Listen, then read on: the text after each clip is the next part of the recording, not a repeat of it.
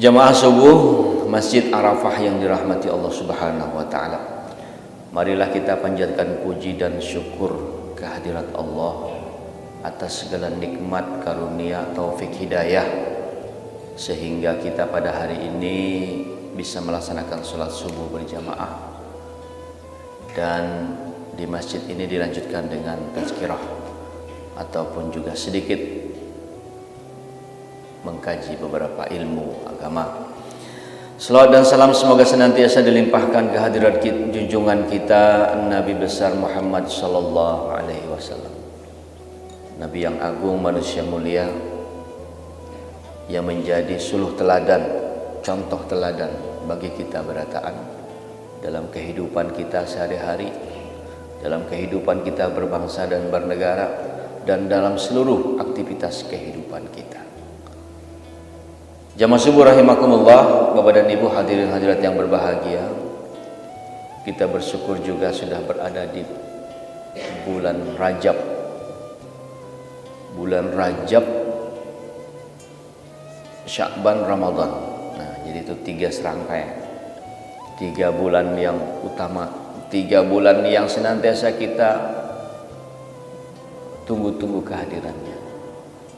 Karena Nabi Sallallahu Alaihi Wasallam mengajarkan gasan kita berataan ketika tiba bulan Rajab, maka kita diminta berdoa, Allahumma barik lana fi Rajab wa Sya'bana wa balighna Ramadan. Ya Allah, berkahi kami di bulan Rajab dan di bulan Sya'ban, dan sampaikan kami di bulan suci Ramadan. Nah, jamaah subuh rahimakumullah, kita bertekad, kita berdoa, kita berikhtiar, kita berusaha 3 bulan, 2 bulan inilah disiplin protokol kesehatan supaya kawa batarawihan, ulun ningali mana menyampaikan ujian kesehatan kan ya. Kalau banatalan boleh, gak ada apa-apa. Imlekan boleh ya. Betarawihan bang, secara santok. Padahal ini kan sebetulnya angkanya ini naik seorang. Nah, oleh karena itu kita berdoa, mudah-mudahan tahun ini kita betarawihan. Ya, kalau kau hari rayaan, sehingga jangan sampai pandemi ini angkanya terus naik, pusing kepala dinas. Nah, jamaah subuh rahimakumullah, makhluk Allah yang bernama COVID-19, ya, makhluk Allah juga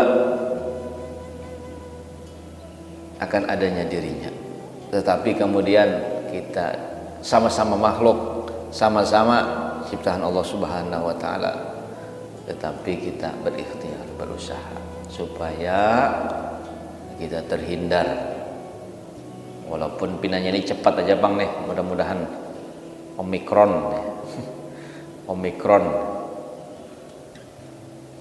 Ulun semalam berharap kedada lagi pang variannya nih. Jadi nyaman kita ampihan sudah. Ampih pemaskeran, ampih pandemi, kembali seperti semula, pulih. Cukup 2 tahun, tapi pinanya ada pulang, datang. Nah, tapi ini mudah-mudahan yang terakhir. Awas kamlah. Mudah-mudahan ujian Allah ini kita jalani sama-sama. Nah, jamaah subuh rahimakumullah, dalam surah Al-Ankabut Allah Subhanahu wa taala berfirman, ya ayyuhallazina amanu ahasiban nas ayyasraku ayyakulu amanna wa hum la yuftanun. Wahai manusia, apakah engkau dibiarkan begitu saja mengatakan amanu, kami sudah beriman, sementara belum datang ujian gasan kalian. Jadi ini tantangan juga. Ujian mudah-mudahan nang kita hadapi ini adalah sebuah ujian, bukan sebuah azab, laknat dari Allah Subhanahu wa taala. Karena menyalaknat azab itu menimpa siapa saja. Menimpa siapa saja. Nang beriman enggak ada beriman enggak? Karena jadi kalau ujian itu untuk orang-orang yang beriman. Wahai orang-orang beriman, wahai manusia, ya, apakah engkau dibiarkan begitu saja mengatakan kami sudah beriman sementara belum datang ujian kepada kalian? Nah, setelah datangnya ujian, disitulah baru bisa dibuktikan orang ini berimankah, bertakwakah, luluskah kadakah dalam setiap ujian. Walaupun kita sebagai seorang muslim tahu sudah rumusnya, ujian itu meningkatkan derajat, ujian itu meninggikan harkat martabat kita di hadapan Allah dan di hadapan manusia. Apabila kita jalani ujian itu dengan penuh keikhlasan.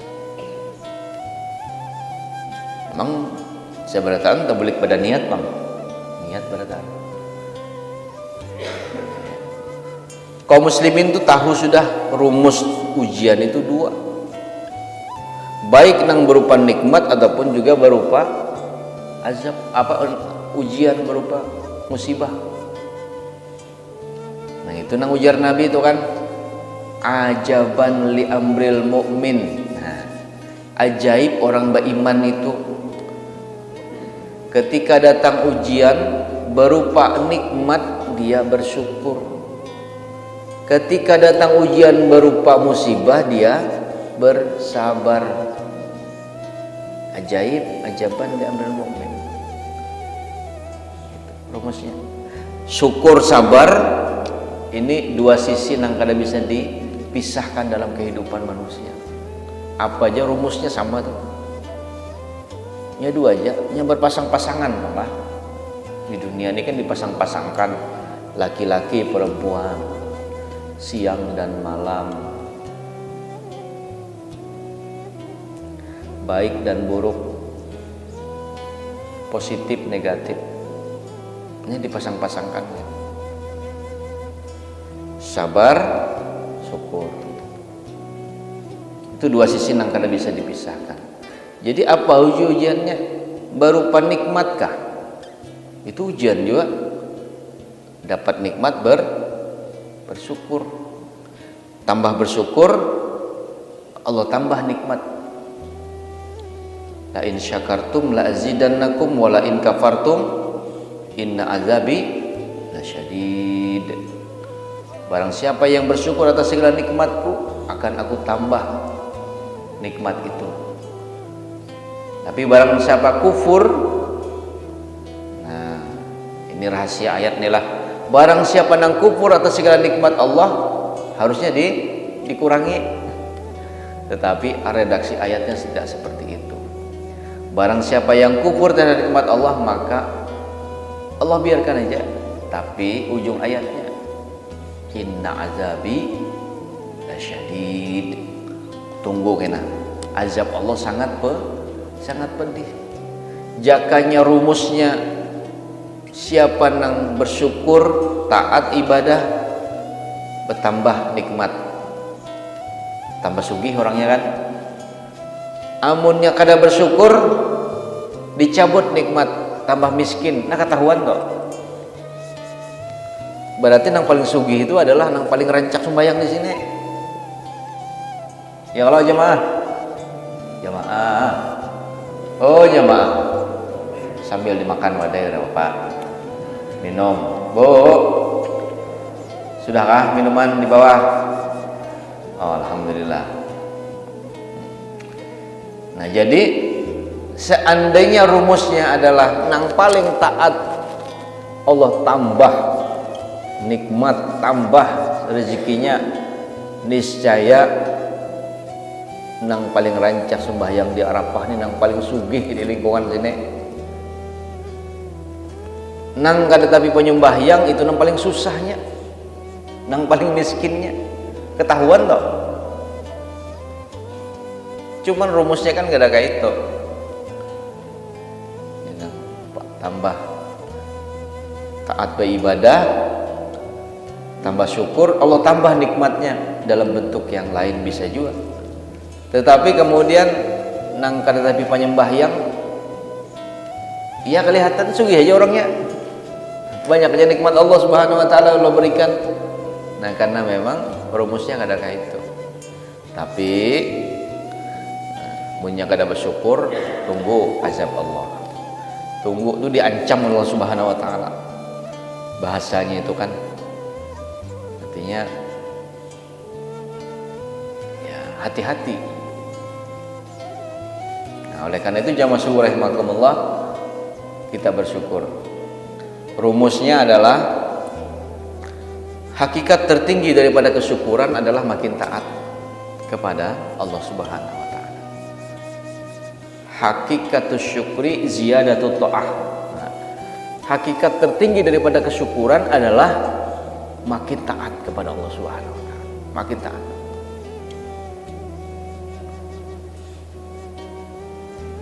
Tambah ruku dan sujud.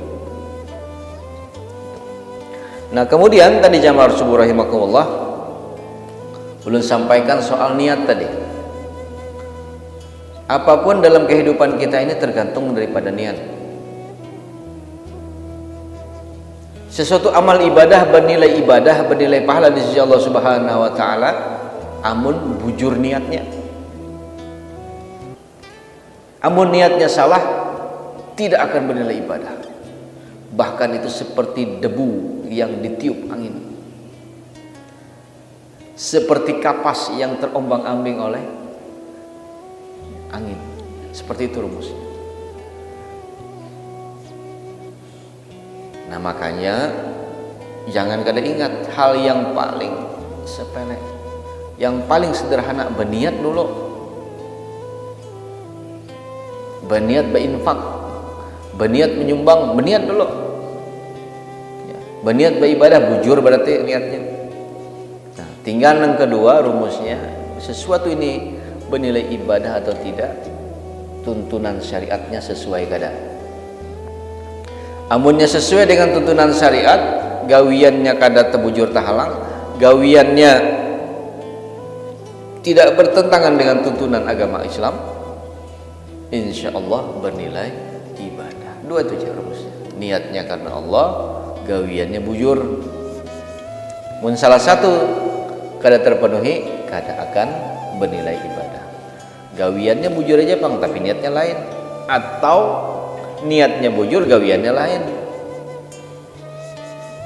Anak mohon maaf ulun misalnya, anak mencuntan bismillahirrahmanirrahim. Nah misalnya anak mencuntan dulu nah itu niatnya lain berarti. Nah, sesuai niatnya benar tuntunan syariat. Nah, jadi jamaah syukur rahimakumullah, seperti itu Islam mengajarkan kepada kita. Niatnya dulu. Sederhana sebetulnya rumusan niat itu. Jadi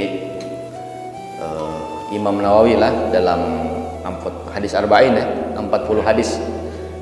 Kitab beliau Imam Nawawi ini usianya tidak tua, tidak panjang. Dalam catatan rasanya sekitar 45 tahun aja umur sidin tuh. Imam Nawawi ini kada panjang umur sidin, tapi luar biasa, masya Allah. Betapa banyak kitab yang beliau karang, karena seluruh kehidupan beliau dicurahkan untuk mengabdikan diri kepada ilmu pengetahuan, mencatat, menulis, menggali. Salah satunya adalah kitab hadis arba'in, 40 hadis. Nah, beliau menuliskan pertama kali dalam kitab Arba'in itu hadis yang pertama yang beliau catat adalah niat. Ya. Jadi ilmui dulu sebelum amal, niat dulu sebelum beramal. Ya, yang hadis yang kita hafal itu, yang kita baca tentang niat, bab niat, bab ilmu sebelum amal. Jadi ilmui dulu sebelum beramal, niat dulu sebelum melaksanakan aktivitas. Bagaimana beliau memanfaatkan waktu setiap malam, menuliskan minimal 90 lembar.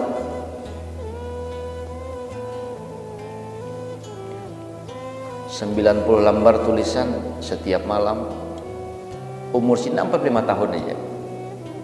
Maka bertumpuk-tumpuklah kitab-kitab yang beliau karang. Jadi rupanya orang sekelas ulama ya, sekelas ensiklopedi gitu.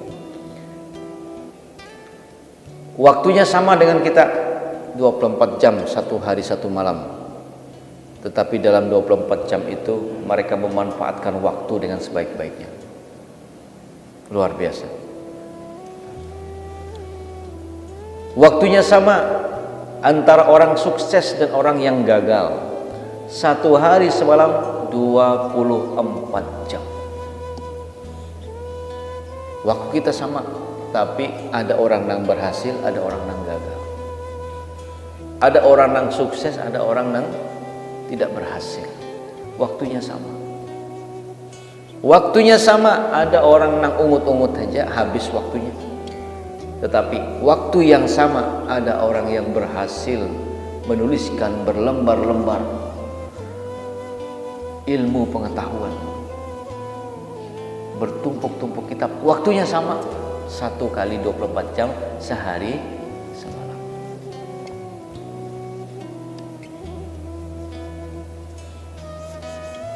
Sama Imam Syafi'i. Imam Syafi'i sama, 10 tahun hafal Quran. Waktunya sama, 1 kali 24 jam dalam sehari semalam. Nah, ini yang menjadi apa? Cerminan kita. Orang bisa, kenapa kita kada bisa? Waktunya sama. Semua itu diawali daripada niat tadi. Innamal a'malu binniyat wa innama likulli imri'in ma nawa. Setiap amal perbuatan itu diawali daripada niat. Setiap amal perbuatan akan mendapatkan balasan tergantung daripada niatnya. Bahkan dicontohkan oleh Nabi sallallahu alaihi wasallam. Hadis ini panjang sebetulnya. Wa innama likulli imri'in ma nawa. Faman kanat hijratuhu ila Allahi wa rasulihi fa hijratuhu ila Allahi wa rasulihi.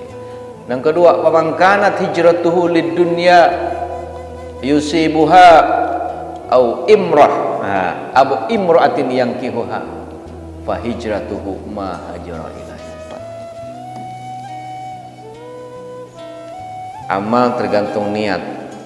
Balasan terhadap niat, amal perbuatan tergantung daripada niat. Dicontohkan oleh Nabi, barang siapa yang berhijrah karena Allah dan Rasulnya, maka dia akan dapatkan Allah dan Rasulnya. Tetapi barang siapa yang berhijrah, beribadah, berhijrah karena dunia, niat yang lain daripada Allah Subhanahu wa taala dan Rasulnya, barang siapa yang berhijrah karena dunia atau perempuan yang ingin dia nikahi, au imra'atin yang kihuha fa hijratuhu ma hajara ilaih, maka hijrahnya itu sebatas apa yang dia niatkan. Nah, jadi memang hadis ini menarik karena asbabul wurudnya itu adalah proses hijrah Makkah Madinah. Para sahabat Nabi nang umpat dalam hijrah yang menjadi dasar penanggalan di dalam Islam, yang menjadi dasar tahun Hijriah. Ya, jadi Islam itu menetapkan tahun bukan karena kelahiran seseorang, tetapi karena sebuah peristiwa yang luar biasa, yaitu hijrah dari Makkah ke Madinah. Itu yang dijadikan dasar penanggalan di dalam Islam, sehingga kita mengenal dengan penanggalan dengan sistem hijriah. Ya, tanggal hijriah itu penanggalan di dalam Islam. Nah, jadi rupanya dalam hijrah Nabi Shallallahu Alaihi Wasallam itu ada seorang laki-laki, ya, seorang laki-laki yang berhijrah umpat dalam rombongan Nabi Shallallahu Alaihi Wasallam. Niatnya bukan karena umpat Nabi, tapi niatnya ada perempuan yang hendak dinikahinya, itu umpat hijrah. Lalu kemudian karena mengejar perempuan yang ingin dia nikahi ini, maka umpat jua dalam rombongan hijrah. Gawiannya sama, aktivitasnya sama, uyuhnya sama jua, tetapi niatnya berbeda. Adapun perempuan tadi niatnya memang karena Allah, umpat Nabi SAW, anak hijrah. Tapi nang laki-laki ini hijrahnya bukan karena Allah dan Rasulnya, tetapi karena perempuan tadi nang umpat hijrah nang hendak dinikahi. Bagaimana ending atau akhir daripada cerita ini?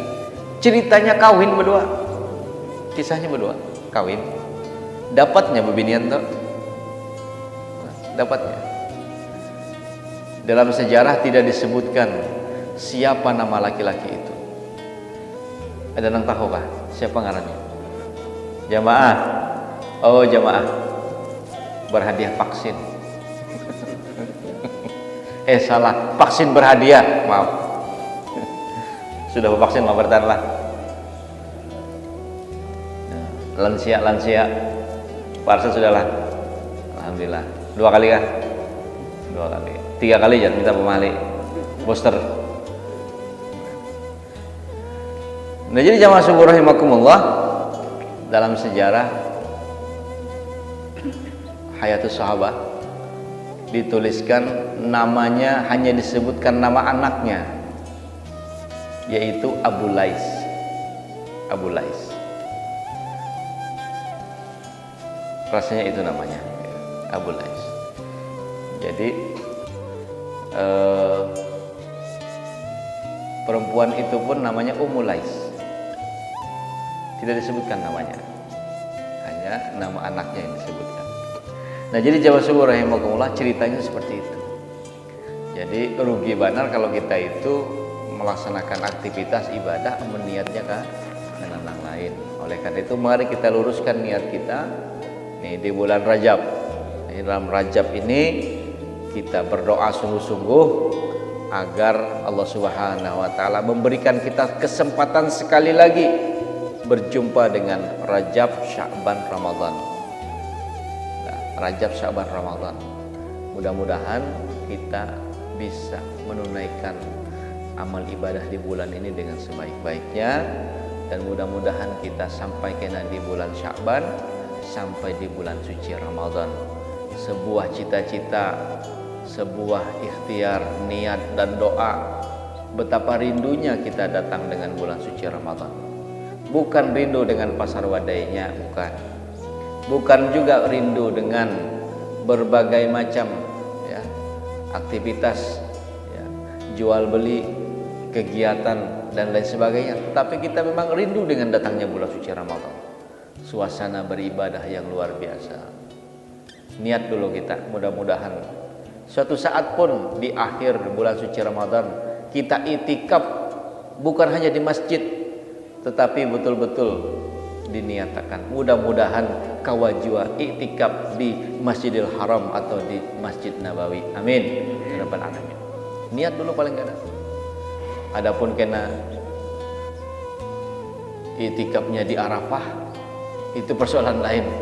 Adapun kena kita iktikafnya di Masjid Raya, itu persoalan lain. Tetapi niat kita insyaallah mudah-mudahan sampai sehingga ya kita mendapatkan pahala 10.000 kali lebih utama. 50.000 kali lebih utama. Nah, mudah-mudahan seperti itu. Makanya di bulan Rajab ada sebuah peristiwa yang luar biasa, yaitu peristiwa Isra dan Mi'raj. Nah, ketika menjelaskan peristiwa Isra dan Mi'raj itu ulun hafal, ya. Hampir pasti dipastikan bahwa dikisahkan itu soal Isra dan Mi'rajnya. Tetapi ada butir-butir hikmah yang sebetulnya harus diingatkan kepada jamaah barataan, yaitu soal Masjidil Aqsa. Ulun ini lawas sudah berniat hendak Masjidil Aqsa, sampai wahini belum sampaian. La rihala, jangan kalian bersusah payah kecuali mendatangi ketiga tempat: Masjidil Haram, Masjidil Aqsa, Masjid Nabawi dan Masjidil Aqsa. Itu hadisnya seperti itu. Insyaallah barataan amunnya umroh atau haji, Masjidil Haram, Masjid Nabawi insyaallah terdatangi, mendapatkan keutamaan di sana. Ya, kita beribadah sekian ribu kali lipat. Tapi sebuting nang balong Masjidil Aqsa. Ada kan yang sudah sampai Masjidil Aqsa? Belum. Insyaallah amin. Masjid Aqsa belum sampai lagi. Padahal itu janganlah kalian bersusah payah kecuali menuju ketiga tempat. Seperti itu. Berziarah ke Masjidil Haram di Makkah, berziarah ke Masjid Nabawi di Madinah, dan berziarah ke Masjidil Aqsa di Palestina. Itu kan tempat terjadinya Isra Mi'raj itu di situ. Minal Masjidil Haram ilal Masjidil Aqsa. Di antara rentang ini Masjidil Haram, Masjidil Aqsa, allazi barakna haulahu, yang sepanjang ini diberkahi Allah Subhanahu wa taala, kan itu. Kurang lebih 1000 km lah perjalanannya. Kalau di Google Map itu sekitar 1000 lebih. Pernah coba cek di Google Map. Masjidil Haram ke Masjidil Aqsa berapa kilometer itu coba? Oke. Ya, Masjidil Haram, Masjidil Aqsa itu berapa jauhnya? 1000 lebih. Nah, allazi barakna haulahu linuriyahu min ayatina, yang sepanjang Makkah, Masjidil Haram, Aqsa ini nah, Allah berkahi sepanjang ini. Jadi jamaah subuh rahimakumullah, belum kira kita ambil hikmah sebanyak-banyaknya dari peristiwa Isra dan Mi'raj. Ini masih bulan Rajab. Mudah-mudahan menjadi peringatan bagi kita. Peristiwa ini adalah peristiwa yang luar biasa, di mana baginda Nabi SAW menerima langsung perintah sholat. Kalau syariat nang lain diterima oleh baginda Nabi melalui perantara malaikat Jibril. Ayat-ayat suci Al-Quran melalui perintahnya, melalui malaikat Jibril, wahyu. Tetapi sholat, ya, sholat nang tiang agama, as-sholatu imaduddin, sholat ini adalah tiang agama, ini diperintahkan, ini diterima oleh baginda Nabi langsung daripada Allah Subhanahu wa taala. Ya, di Sidratul Muntaha, di arasy Allah Subhanahu wa taala. Makanya kemudian ada perkataan as-sholatu mi'rajul mu'minin. Salat itu adalah mi'rajnya orang nang beriman. Nah, jadi jamaah subuh rahimakumullah, amun hendak Isra wal Mi'raj juga, ya, atau minimal mi'rajnya, maka salat. Tapi salat yang seperti apa yang mi'raj? Ya, salat yang khusyuk. Ya, salat yang khusyuk. Kayak apa salat yang khusyuk? Nah, itu masing-masing kembali kepada kita. Seperti apa?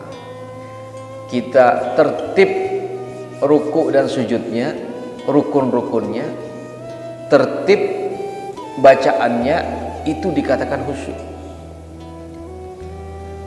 Tetapi derajat yang lain menyebutkan bahwa yang khusyuk itu adalah tertib barataan, tahu nang dibaca, tahu arti, tahu makna, itu khusyuk. Tetapi yang lebih daripada itu semua adalah sholat yang khusyuk itu yang menghadapkan hati. Nah, menghadapkan hati, jiwa ya, pasrah di hadapan Allah Subhanahu wa taala. Bahari ada apa pelatihannya? Pelatihan sholat khusyuk Abu Sangkan. Pernah kamu 4 semalam? Ya, jadi derajatnya berbeda-beda. Jadi jamaah subuh rahimakumullah, ulul kira itu yang bisa saya sampaikan. Mudah-mudahan ada manfaatnya untuk kita berataan. 6:30 sudah isyraq lah, belum lagi lah. 40 landung mana inilah ya, suruk ya, waktu suruk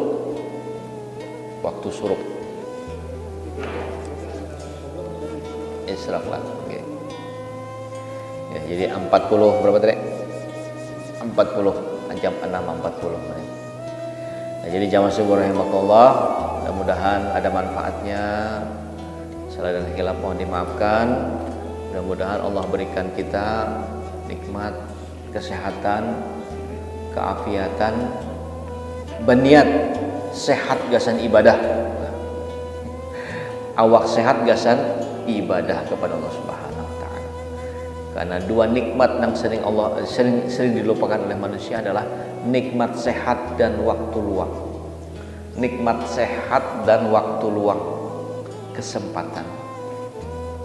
Ya, itu yang sering kita lalaikan. Ada saatnya awak sehat, tetapi waktunya kadada lagi. Ada waktunya kesempatan ada, tapi awak ringkot sudah. Awak garing, sesakitan awak. Nah,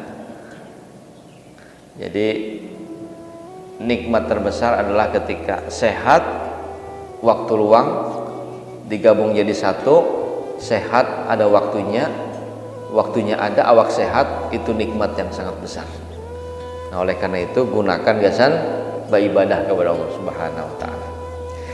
Ini yang bisa lu sampaikan. Terima kasih banyak. Mohon doa pian juga, minta halal minta ridho alun. Kalau ada tersalah-salah, mudah-mudahan menjadi amal ibadah yang bernilai pahala di sisi Allah Subhanahu wa taala. Amin ya rabbal alamin. Al-Fatihah. Alhamdulillah rabbil alamin arrahmanir rahim maliki yaumiddin.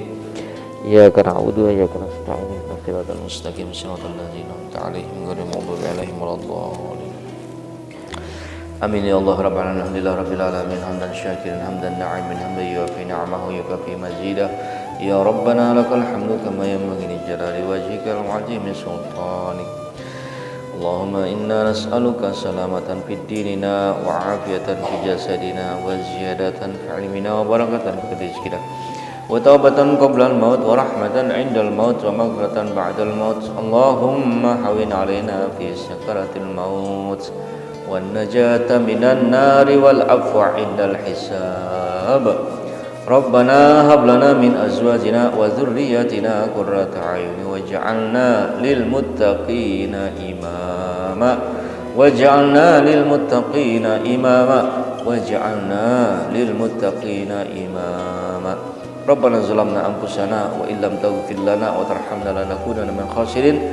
Rabbana atina fid dunya hasanah wa fil akhirati hasanah wa qina adzaban nar. Dawam biha subhanakallahumma wa tahiyatu biha salam wa akhiru da'wana alhamdulillahi rabbil alamin. Hadanallahu wa iyyakum ajma'in wa afa minkum wabillahi taufiq wal hidayah. Wassalamu alaikum warahmatullahi wabarakatuh.